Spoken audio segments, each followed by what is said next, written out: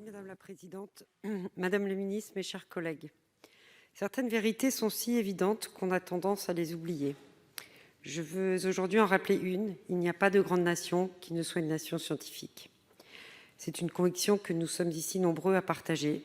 La souveraineté d'une nation se fonde significativement sur ses performances scientifiques, c'est-à-dire sa capacité à découvrir, à créer des savoirs, à les transmettre et à les convertir en opportunités économiques et en innovation industrielle. La mission d'information sur les influences étatiques extra-européennes dans le monde universitaire et académique, à laquelle j'ai eu l'honneur de participer, l'a rappelé.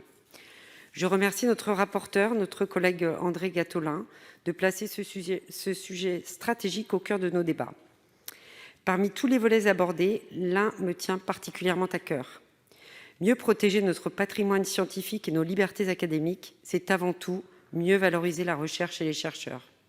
La recherche doit redevenir la filière d'excellence qu'elle était, sans quoi nous financerons sur deniers publics les futures innovations industrielles des États-Unis et de la Chine. Mais elle ne doit surtout pas devenir une autoroute avec son sens unique et ses rares sorties. Au carrefour des universités, des laboratoires et des industries, la recherche se protège aussi en devenant un tremplin vers l'entrepreneuriat et le marché. À cet égard, la loi de programmation de la recherche a posé un cadre ambitieux.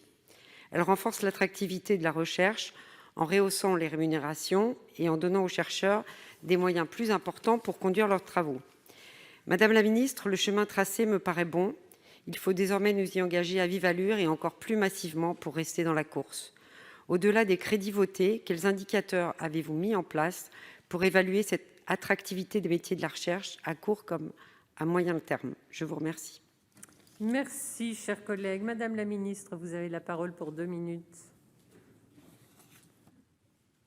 Merci Madame la Présidente, Mesdames les sénatrices, Messieurs les sénateurs. Madame la sénatrice Paoli-Gagin, vous avez raison, il nous faut réinvestir dans notre recherche pour avoir une recherche d'excellence, pour porter les résultats de cette recherche d'excellence ensuite en termes d'innovation pour la société, puisque c'est l'un des objectifs de la connaissance, c'est de permettre le progrès et d'améliorer la condition de vie de tout un chacun.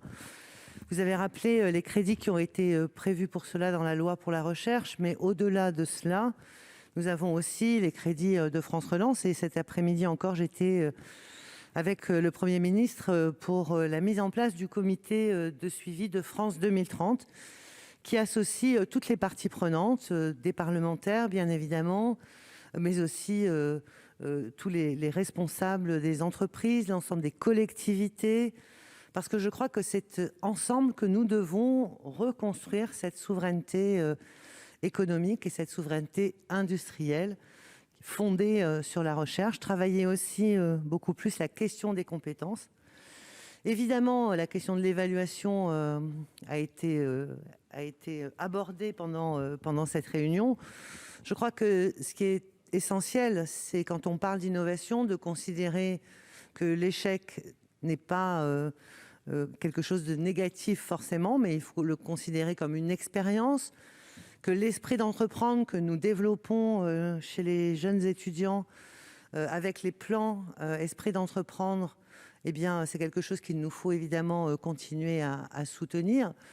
Mais plus notre nation apparaîtra comme une nation forte scientifiquement, et elle l'est déjà, hein, puisque c'est quand même la France qui a la troisième place mondiale hein, en termes de recherche et d'université. Plus nous serons forts, plus nous risquons aussi d'être l'atteinte d'ingérence. Conclure, Madame la ministre. Et c'est pour cela qu'il faut bien sûr nous en prémunir. Merci beaucoup. Vous avez 6 secondes, Madame. 6 secondes. Je voulais juste vous dire que notre groupe a lancé récemment une mission d'information sur un sujet connexe pour mieux documenter ce paradoxe si français qui fait que nous avons effectivement une excellente recherche, comme vous le rappeliez, Madame la Ministre, mais trop peu de nouveaux champions économiques internationaux ou européens. Merci, cher collègue.